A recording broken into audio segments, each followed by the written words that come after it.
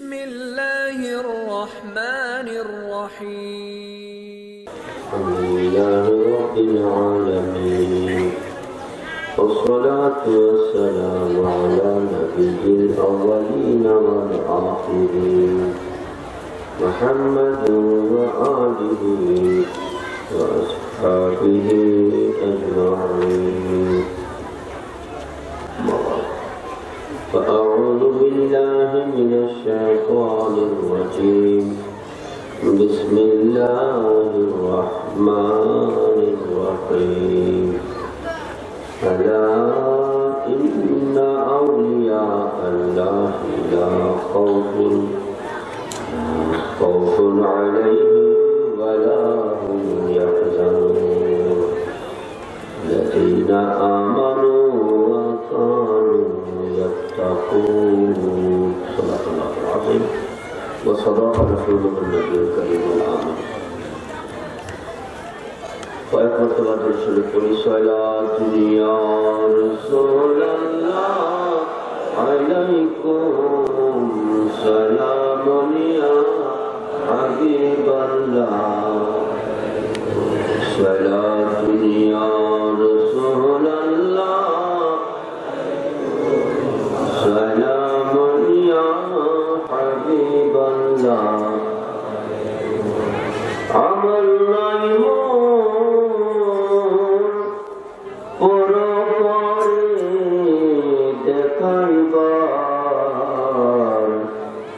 তোমার নামের তসবিহ ভরসা আমার. সালাতুল্লাহ রাসূলুল্লাহ আলাইকুম সালামুল্লাহ হাবিবাল্লাহ আলাইকুম সালাতুল্লাহ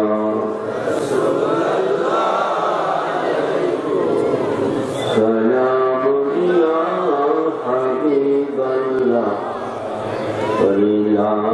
إلا الله لا إله إلا الله لا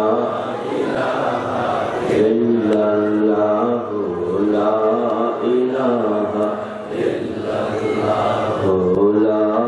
إلا الله لا إله إلا الله لا إله إلا الله لا إله إلا الله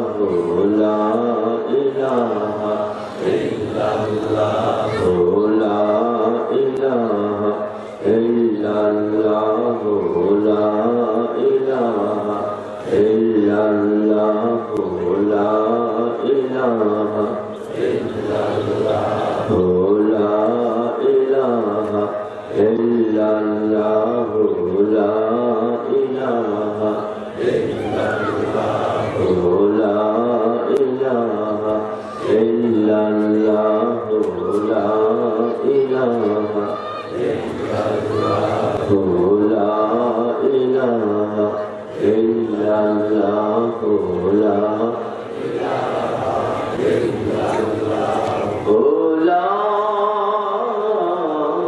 إلا الله لا إله إلا الله محمد رسول الله صلى الله تعالى عليه وسلم.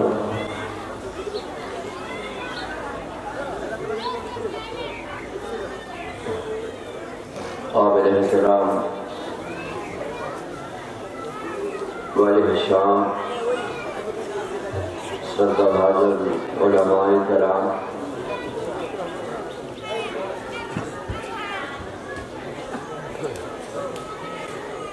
मोहतरम आशिकान मुस्तफ़ा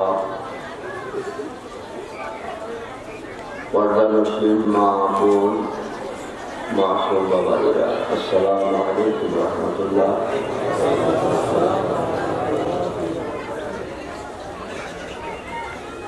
আমরা কষ্ট করে এখানে এসেছি আহার নিদ্রা এদিকের দিকে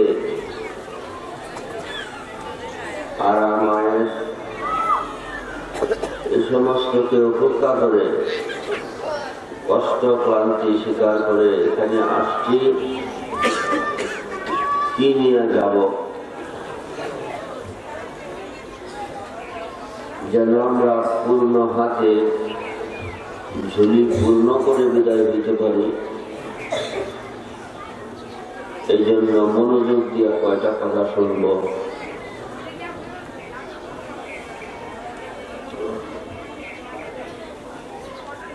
প্রথমত বলছি, মহান আহলে বাইতের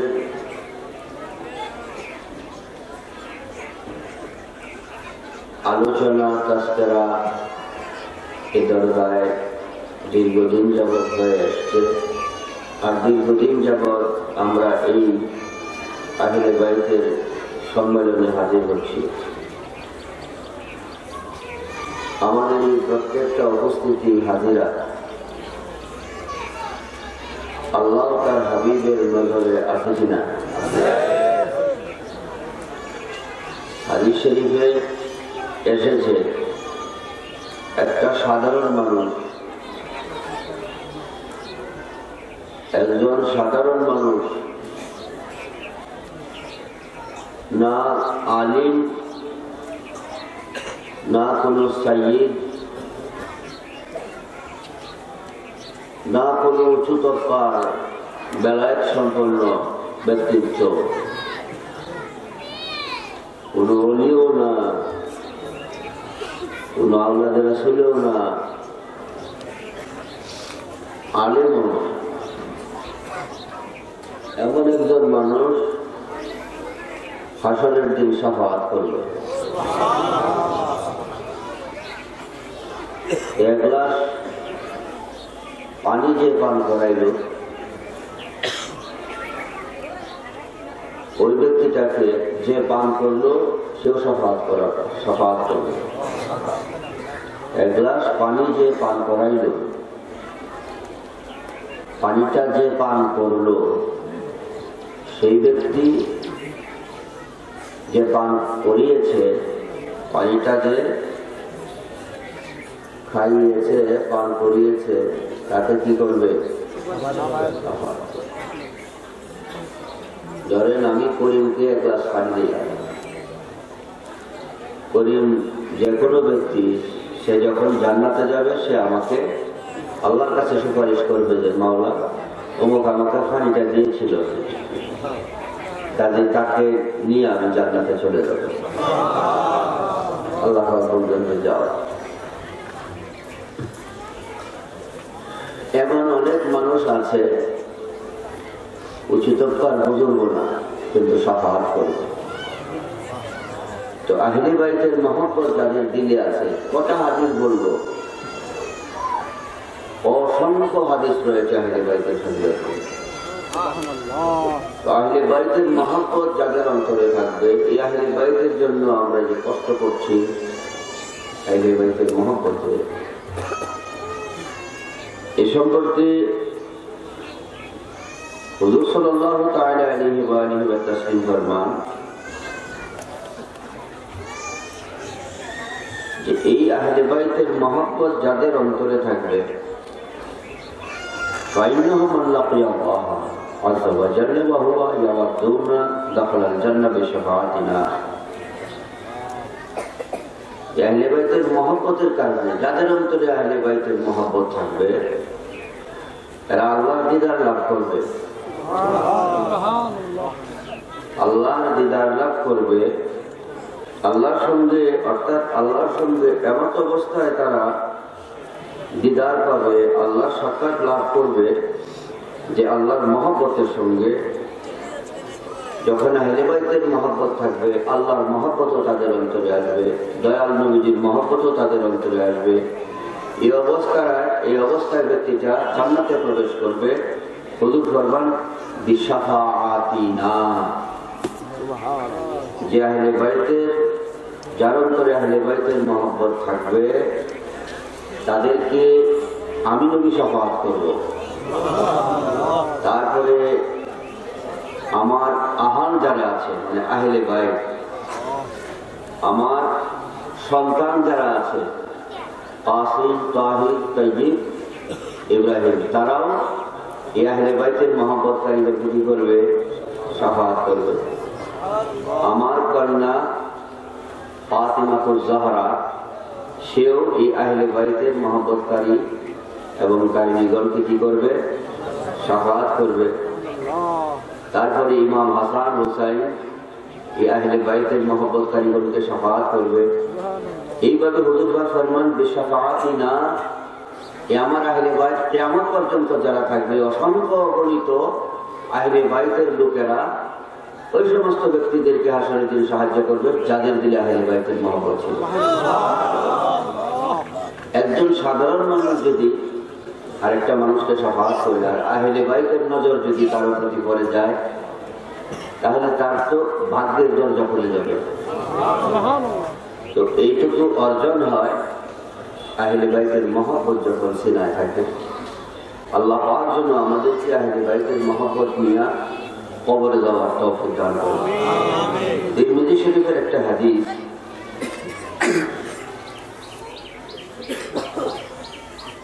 আল্লাহ এবং আল্লাহ রাসূলের মহব্বতের একটা উসুল, একটা নিয়ম যে আমরা আল্লাহর মহব্বত কিভাবে হাসিল করব। আল্লাহ পাকের মহব্বত হাসিল করার মাধ্যমটা কি, নমুনাটা কি, এটার ধরনটা কি, যে আমরা আল্লাহকে কিভাবে মহব্বত করব, আল্লাহ রাসূলকে কিভাবে মহব্বত করব। এই মর্মে হুজুর সাল্লাল্লাহু তাআলা আলাইহি ওয়াসাল্লাম তিরমিজি শরীফের একটা হাদিস বলছেন। এই হাদিসের মূল কথা হলো যে ব্যক্তি আল্লাহকে ভালোবাসতে চায়, হুজুর ফরমান আহিব্বুনি বিহুব্বিল্লাহ, তোমরা যদি আল্লাহকে ভালোবাসতে চাও তাহলে আমি নবীকে ভালোবাসো। আল্লাহর ভালোবাসা পাওয়ার জন্য আমি নবীকে ভালোবাসো, কারণ আমার ভালোবাসার দ্বারাই তোমরা আল্লাহর ভালোবাসা পাবো।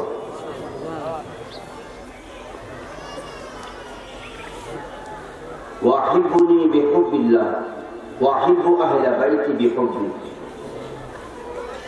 বিভিন্নভাবে হাদিসটা আসছে, লফজি পরিবর্তন আছে বিভিন্ন হাদিসের কিতাবে। মূল কথা একটাই যে হুজুর পাক ফরমান যে তোমরা যদি আল্লাহকে ভালোবাসতে চাও তো আমাকে ভালোবাসো। কাকে ভালোবাসার জন্য অর্থ বুঝতে হবে। নবীজি ফরমান আল্লাহকে যদি ভালোবাসতে চাও তাহলে আমাকে ভালোবাসো। কাকে ভালোবাসতে হইলে নবীজিকে ভালোবাসতে হবে। আল্লাহকে ভালোবাসার জন্য কাকে ভালোবাসতে হবে? নবীজিকে। তাহলে আল্লাহকে পাওয়ার জন্য কাকে ভালোবাসতে হবে? নবীজিকে।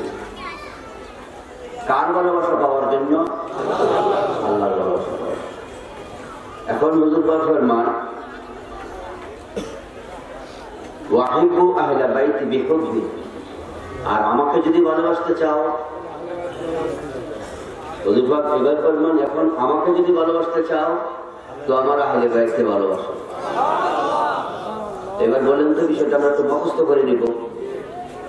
আপনারা তিরমিজি শরীফে পাবেন, এটার ভিন্ন এই হাদিসটা বিভিন্ন হাদিসের কিতাবে আসছে। তো আল্লাহকে যদি আমরা ভালোবাসতে চাই তাহলে কি করতে হবে? তাহলে আল্লাহর ভালোবাসা পাওয়ার মাধ্যমকে, আল্লাহকে কিভাবে ভালোবাসতে হবে? কার মাধ্যমে? নবীজিকে ভালোবাসলেই। আর এখন যদি আমরা নবীজিকে ভালোবাসি তাহলে কাকে ভালোবাসতে হবে? আহলে বাইতকে ভালোবাসতে। এই বিষয়টা খেয়াল করব। এখানেই সমস্যা। হকপন্থী আর বাতিলপন্থীদের মধ্যে এখানেই একটা পরিচয়। যারা বাতিলপন্থী এরা আহলে বাইতকে মহব্বত করে না, অথচ নবীজির ভালোবাসা আহলে বাইতের ভালোবাসার মাধ্যমে। আর এই আহলে বাইতকে এই বাতিলপন্থীরা রাদিয়াল্লাহু, আহলে বাইতের দুশমনদেরকে এই বাতিলপন্থীরা রাদিয়াল্লাহু তাআলা বলেন। আহলে বাইতের মহব্বত যদি অন্তরে না থাকে আর আমল ওজিফা করি অবস্থাটা কি হবে। এই মর্মে তাবরানী শরীফের হাদিস ফিল আওসাফের মধ্যে, মাজমাউজ যাওয়াইদের মধ্যে, জামিউল আহাদিস লিসিয়ুতি এ সমস্ত কিতাবের মধ্যে বলছে যে হাদিসটা হযরত জাবের রাদিয়াল্লাহু তাআলা আনহু থেকে এসেছে। হুজুর সাল্লাল্লাহু তাআলা আলাইহি ওয়া আলিহি ওয়া তাসলিম ফরমান, আহলে বাইতের প্রতি যাদের মহব্বত থাকবে না, বরং আহলে বাইতের প্রতি যাদের বিদ্বেষ থাকবে, মহব্বত তো থাকবে না, বরং কি থাকবে?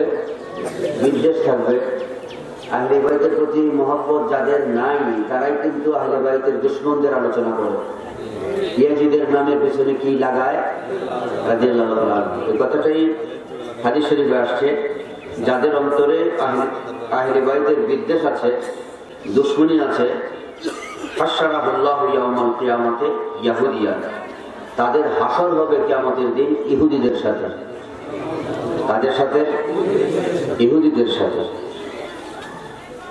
তো হুজুর সাল্লাল্লাহু তাআলা আলাইহি ওয়াসাল্লামকে জিজ্ঞাসা করা হলো, ইয়া রাসূলুল্লাহ সাল্লাল্লাহু আলাইহি ওয়াসাল্লাম, ইন সামা ওয়া সাল্লা, নবীজিকে বলল, ইয়া রাসূলুল্লাহ, আহলে বাইতের মহব্বত নাই, কিন্তু ব্যক্তিটা নামাজও পড়ে, রোজাও রাখে, শরীয়তের কর্মধর্ম করে, তাহলে কি হবে?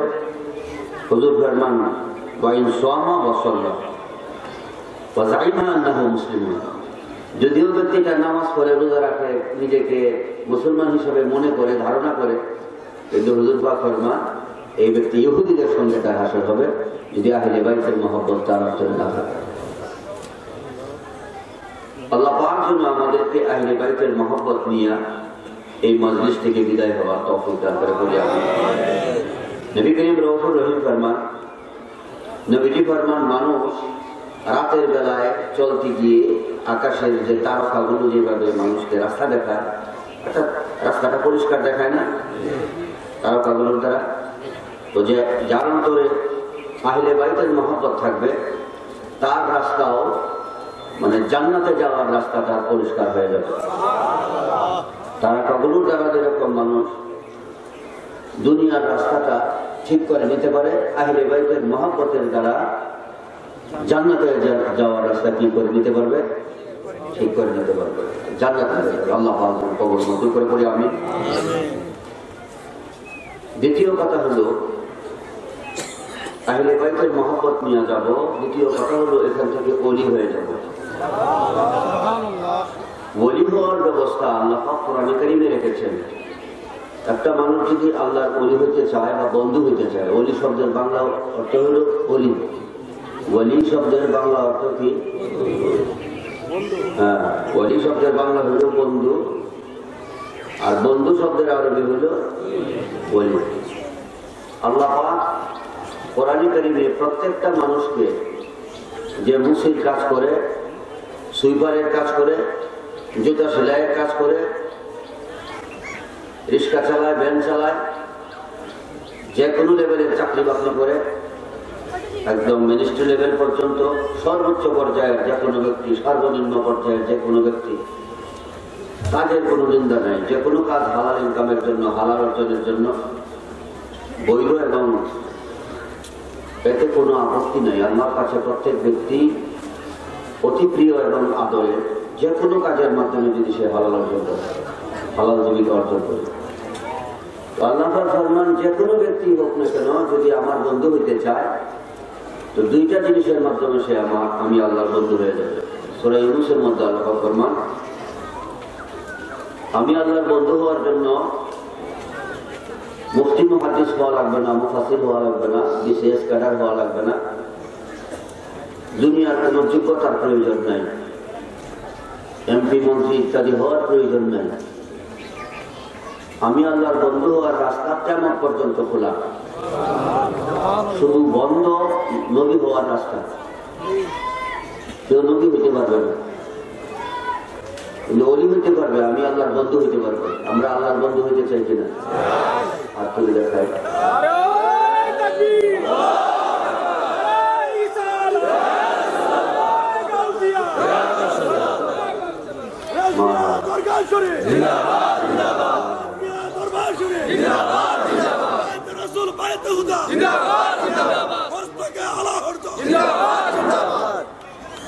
মা যারা আছেন খেয়াল করবেন, আমরা ওলি এবং ওয়ালিয়া হয়ে যেন ঘরে ফিরতে পারি। এখানে আমরা সকলে হাত তুলেছি, সকলে কি মুহাদ্দিস মুফতি? সকলেই তো আল্লাহর বন্ধু হওয়ার আশা রাখি, রাখি কিনা? আল্লাহ বড় দয়াল, এই আল্লাহর ওলি হওয়ার ব্যবস্থা এত সহজ করে দিয়েছেন, যে চাইবে সেই আল্লাহর ওলি হবে। ওলি শব্দের বাংলা হইল বন্ধু। কার বন্ধু? বন্ধু যদি না হই তাহলে কি হতে হবে? বন্ধু শব্দের বিপরীত কি? দুশ্মন, শত্রু।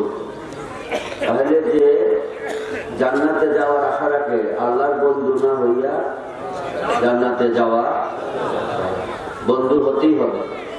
তো আল্লাহর বন্ধু হওয়ার জন্য বড় বড় ডিগ্রির প্রয়োজন নাই। এই জন্য আল্লাহ পাক এই বিষয়টা খুব সহজ করে দিয়েছেন, যেন যে কোনো মানুষ আল্লাহর বন্ধু হইতে পারে। যে কোনো মানুষ শুধু চাইবে আল্লাহর বন্ধু হবে। আল্লাহ পাক ফরমান, আমি আল্লাহর বন্ধু হওয়ার জন্য মাত্র দুইটা জিনিস যদি তোমাদের মধ্যে থাকে, তো আমি আল্লাহর বন্ধু হয়ে যাবে। আপনারা ভাববেন না যে আল্লাহর বন্ধু হওয়ার জন্য বরফুর সাহু কৌসবাগ আল্লাহর বন্ধু, ওয়াজা গরিব নামাজ আল্লাহর বন্ধু, আমরা কিভাবে বন্ধু হব? মানে এই বিষয়টা সহজে বোঝাবার জন্য বলব। আপনি করিমউদ্দিন MA পাস আর আমি 9 পাস। করিমউদ্দিনও শিক্ষিত, আমিও কি শিক্ষিত। উনি বেশি, আমি কম। কাজে শিক্ষা দীক্ষায় কেউ বেশি, কেউ কম, কিন্তু শিক্ষিত দুজনকেই তো কি বলা হয়? শিক্ষিত বলা হয়। আরো বুঝবেন,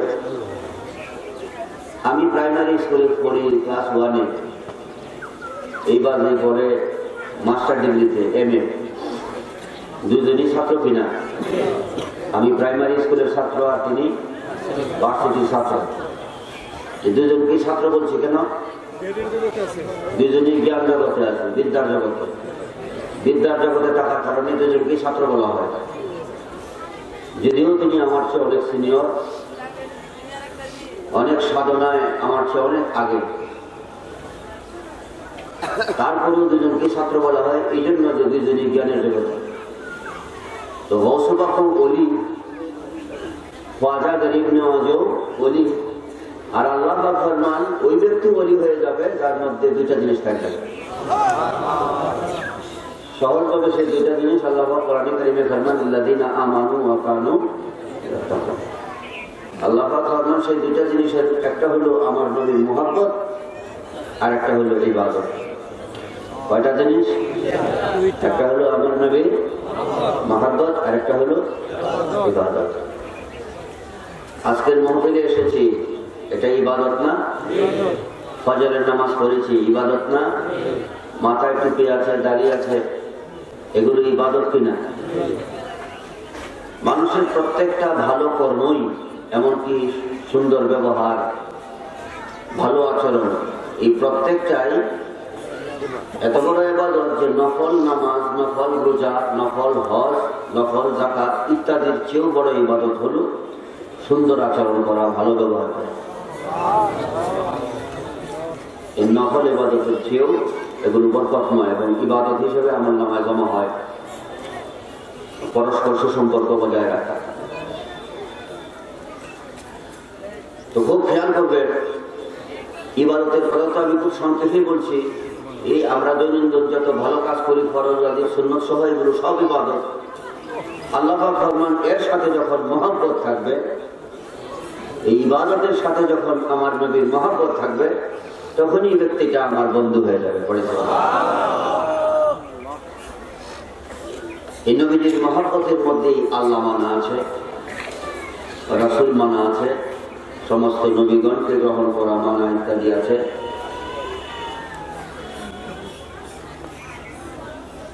তো আল্লাহ তাবারাকা ওয়া আমাদেরকে হুজুর পাকের মহব্বত নিয়ে নেক কাজ করার তৌফিক দান করে বলি আমিন। আমি 10-20 হাজার কথা জামে কথা বলছি, মূল কথাটা এই কথাটাই অনেক তাফসীর, অনেক হাদিস, এগুলো সার কথা এটাই। আল্লাহ পাক সূরাতুল ইউনূসের মধ্যে ফরমান যে আমার প্রিয় নবীর মহব্বত আর সাধ্যমতো ইবাদত, এই দুই জিনিস থাকলে কি হয়ে যাব? আল্লাহর ওলি হয়ে বন্ধু হয়ে বিদায় নেব।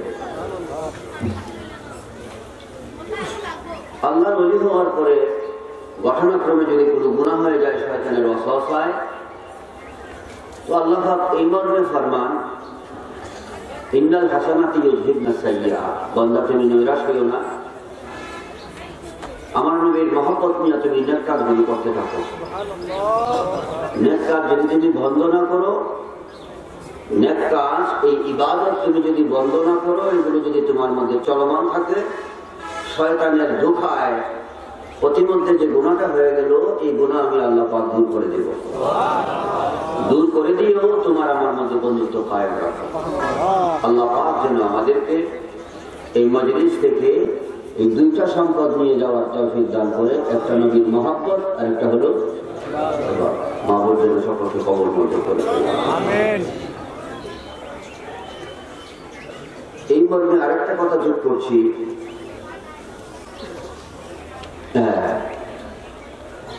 ভালো আচরণ, পরস্পর সুসম্পর্ক বজায় রাখা নফল ইবাদতের চেয়েও উত্তম। কাজে আমাদের গোটা আহলে সুন্নাত ওয়াল জামাত, আমি বাংলাদেশের সকল আহলে সুন্নাত ওয়াল জামাতকে বলছি, মাহবুব যেন আমাদের সকলের অন্তরে এমন মানসিকতা জাগিয়ে দেন যেন আমরা সকলেই ঐক্যবদ্ধ হতে পারি, এবং সেই সঙ্গে প্রত্যেকের যে যে দরবার নিয়ে সুন্নিয়তের কর্ম করছেন তাদের মধ্যেও যেন ঐক্যবদ্ধতার সৃষ্টি হয়, আন্তরিকতার সৃষ্টি হয়। এটাই হলো আল্লাহ এবং তার রাসূলের চাওয়া, আর এটা প্রত্যেকের শায়েখ যারা আছে তাদের চাওয়া। এটা ব্যতিক্রম হলে যেভাবে আল্লাহ রাসূল কষ্ট পায়, এভাবে সুন্নি আলেম উলামা পীর মাশায়েখ তারা কষ্ট পায়। এই বিষয়টা আমি আপনাদের কাছে আন্তরিকভাবে ওসিয়ত করবো যেন আমাদের মধ্যে একতা, আন্তরিকতা, ঐক্যতা ইত্যাদির সমাহার ঘটে। মাহবুব যেন আমাদের সকলকে কবুল মঞ্জুর করে বলি আমি। সেই সাথে আজকের এই মাহফিল দীর্ঘদিন যাবৎ যারা ইন্তজাম করে আসছেন, শুধু আজকেই না, এই বিআরটিএস বোর্ড সহ আমার এলাকাবাসী, তারপরে প্রশাসন বৃন্দ সহ বিভিন্ন সেক্টরে এই আহলে বাইতের মহব্বত কারিগণ জান মাল দিয়ে এই আহলে বাইতের অনুষ্ঠানকে বাস্তবায়িত করার জন্য বিভিন্নভাবে শ্রম দিয়ে আসছেন, বিভিন্ন খাতে, বিভিন্ন সেক্টরে। আল্লাহ পাক যেন আমাদের সকলকে কবুল মঞ্জুর করেন, এর পূর্ণ যা নিয়ে বিদায় হওয়ার তৌফিক যেন আল্লাহ পাক দান করেন। বিশেষত বিআরটিএস বোর্ড সম্পর্কে বলছি,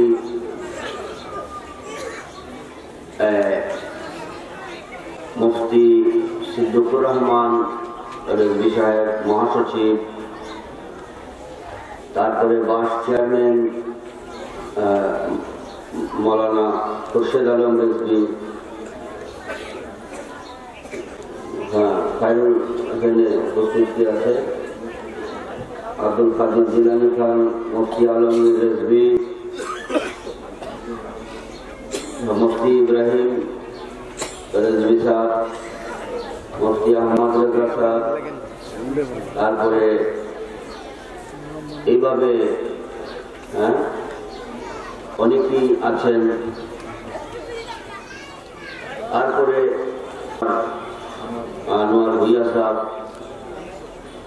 তারপরে রাজন, শাহজাহান মাস্টার সাহেব আমাদের বিবাদিয়া জেলা সভাপতি, টঙ্গী মুশারফ সাহেব, এইভাবে নুরা আলম ওসমানী সাহেব, রাজন, ঢাকা বিশ্ববিদ্যালয় সুপ্রিম কোর্টের অ্যাডভোকেট জালাল গোলাম সারোয়ার সাহেব, হ্যাঁ, মিলন রেজবি, এভাবে আপনারা অক্লান্ত শ্রম সাধনা দিয়া অনুষ্ঠানগুলো করে আসছেন। সেই সাথে আরো সকলেই যারা আছেন জড়িত, অনেক নাম হয়ে যাবে। আল্লাহ পাক যেন সকলকে কবুল করে। এই বিআরটিএস বোর্ড আজকে 4-5 দিন যাবৎ এখানে উপস্থিত আছেন। এসে এই উরসে আযীম, ঈদ মিলাদুন নবী এগুলোর জন্য, এগুলো আখিরাতের সম্পদ, এগুলো আখিরাতের জন্য অর্জন, এগুলো তারা অক্লান্ত শ্রম সাধনা দিয়া বাস্তবায়ন করে যাচ্ছে। সেই সাথে মাদ্রাসা, মসজিদ, দরগার বিভিন্ন উন্নয়নমূলক কর্মে আত্মনিয়োগ করে আসছে। ঈদ মিলাদুন নবী, উরসে আযীম ইত্যাদি প্রত্যেক বছর অনুষ্ঠিত হওয়ার পাশাপাশি সারা দেশে সুন্নিয়ত কিভাবে সমৃদ্ধ করা যাবে, সুন্নিয়ত প্রচার করা যাবে প্রাতিষ্ঠানিকভাবে, এই মর্মেও এই বিআরটিএস বোর্ড যথেষ্ট কর্ম করে যাচ্ছেন, অবদান রেখে যাচ্ছেন। চলমান বিআরটিএস বোর্ডের কর্মতৎপরতায় আমি খুব খুশি। আমি তাদের জন্য দোয়া করি, আল্লাহ পাক যেন তাদেরকে আরো উত্তর কর্ম করার তৌফিক দান করে। সেই সাথে একটা ওসিয়ত করব, এখন যে কমিটি আছে, সংগঠনের নেতৃবৃন্দ যারা যে জায়গায় আছেন, যারা যে স্তরে আছেন, এই স্তরে থেকে আরো 3টা বছর আপনারা এই খেদমত করে যাবেন। এটা আমার পক্ষ থেকে একটা চাওয়া, এটা ওসিয়ত যে আরো 3টা বছর আপনারা এইভাবে একটু খেদমত করে যান।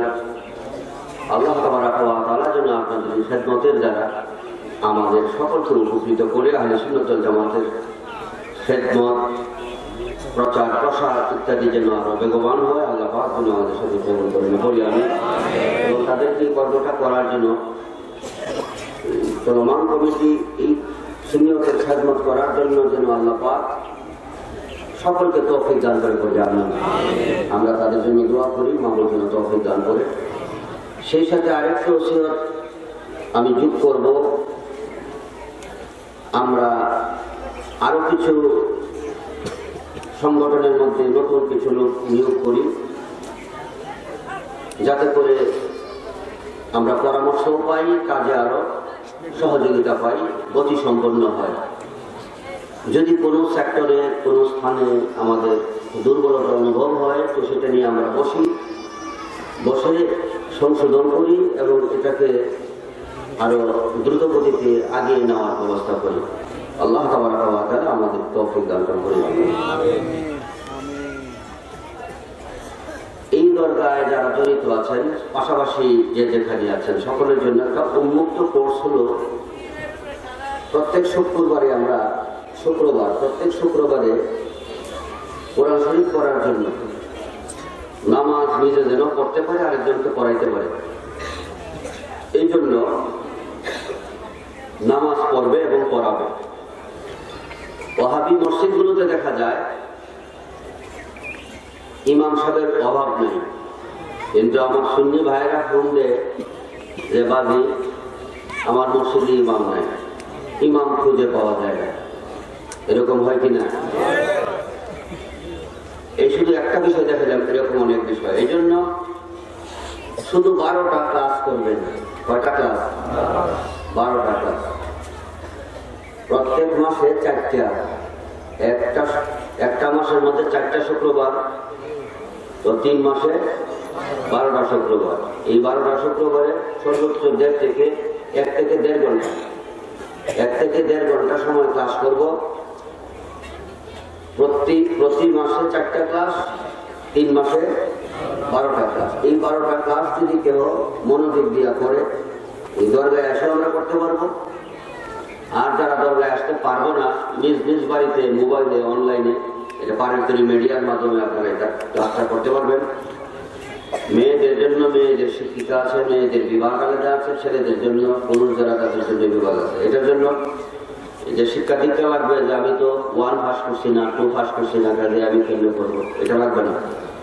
যারা কোরআন শরীফ পড়তে পারে না, কেরাত সূরা পড়তে পারে না, তাদের জন্যই এই কোর্সটা করলে খুব সহজভাবে নিজে নামাজ পড়তে পারবে, আরো 10 জনকে নিয়ে নামাজ পড়াইতেও পারবে, ইমামতিও করতে পারবে। পাশাপাশি সহি আকীদা, যেটা আমল আকীদা, এটারও প্রশিক্ষণ দেওয়া হবে। এই শুধু 12টা ক্লাসে আপনারা এই ক্লাসটার সাথে যোগাযোগ রাখবেন। মুফতি আলমগীর রেজভী সহ আরো এখানে ফোন নাম্বার আছে, ওনাদের ফোনের সাথে যোগাযোগ রেখে এই ক্লাসটার মধ্যে অংশগ্রহণ করবেন। আমরা চেষ্টা করবো কিছুদিন পর থেকে শুরু করা, যোগাযোগ রাখবেন কখন আমরা শুরু করবো। আল্লাহ তাআলা আজকের এই উপস্থিতিকে যেন কবুল মঞ্জুর করে।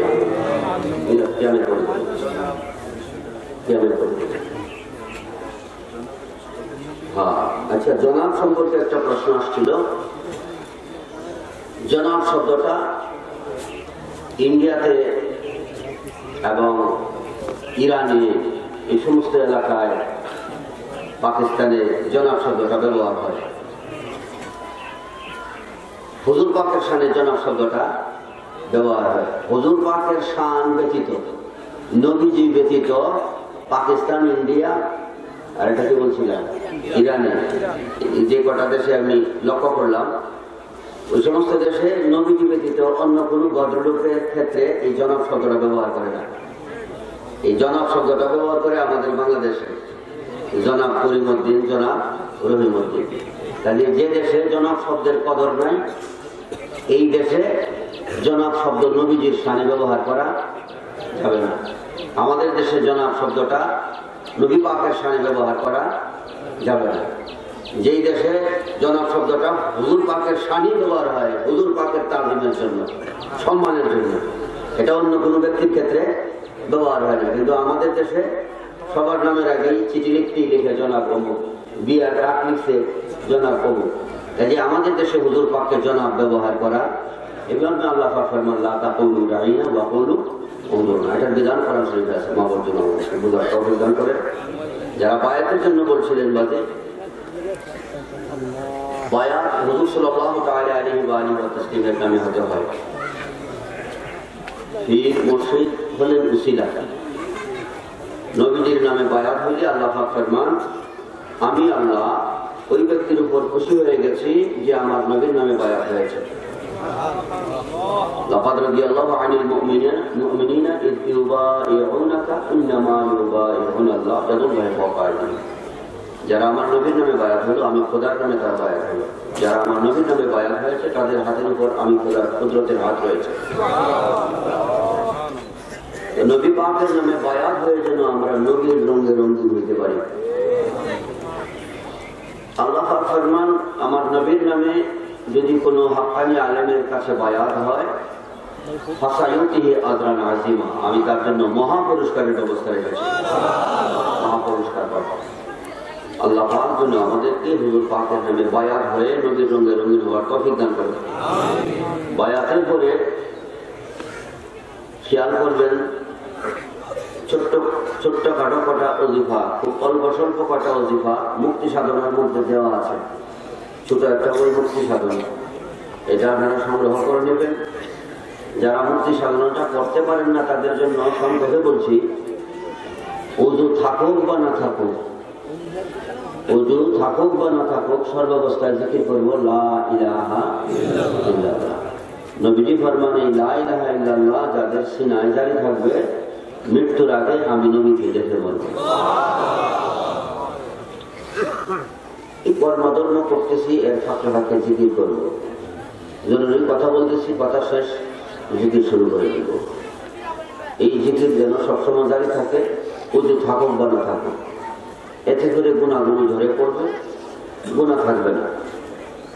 আল্লাহ তাআলা এবং হুজুর সাল্লাল্লাহু তাআলা আলাইহি ওয়াসাল্লাম এই জিকিরের মর্মে অনেক ফজিলতের আলোচনা আছে। এর সারসংক্ষেপ হলো, জিকির যার মধ্যে থাকবে তার গুনাহগুলো শুকনো পাতার মতো ঝরে পড়বে।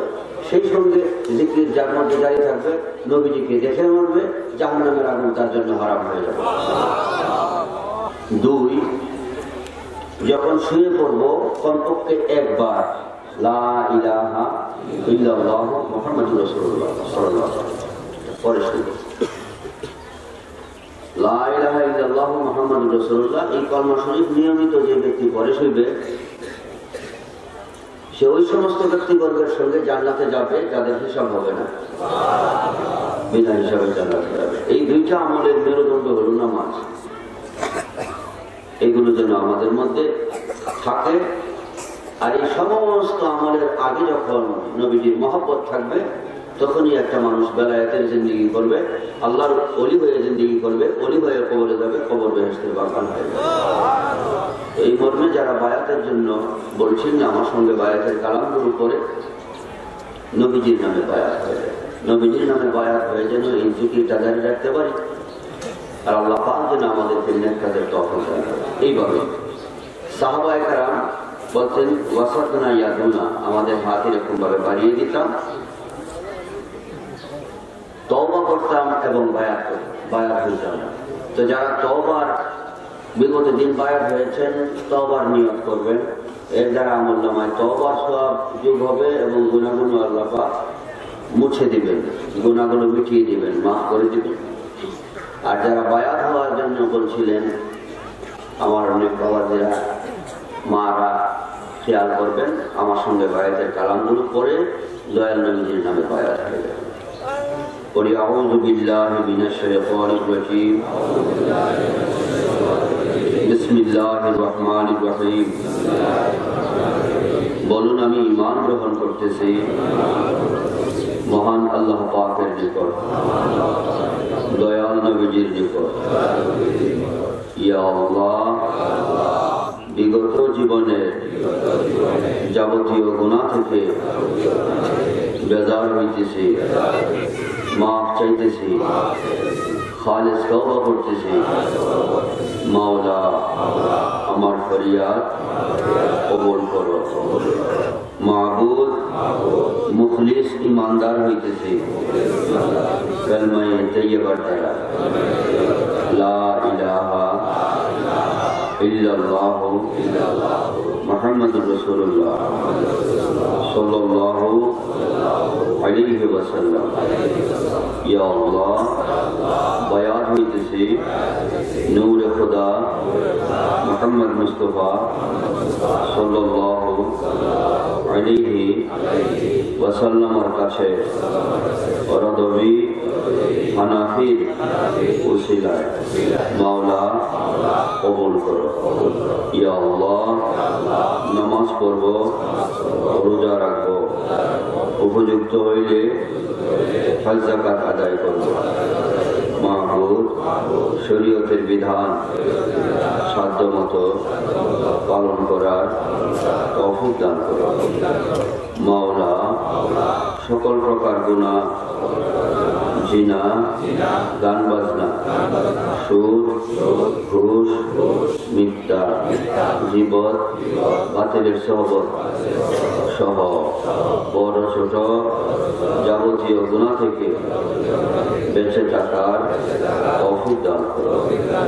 মাওলা কাদেরিয়া তরিকা গ্রহণ করলাম, এই তরিকায় ঈমানের সাথে আখিরি মৃত্যু নসিব করো। দয়াল নবীজির সঙ্গে হাসর নসর কবুল করো। দয়াল নবীজির কাছে বায়াত হয়ে গেল। আল্লাহ পাক যেন এই বায়াতের উপর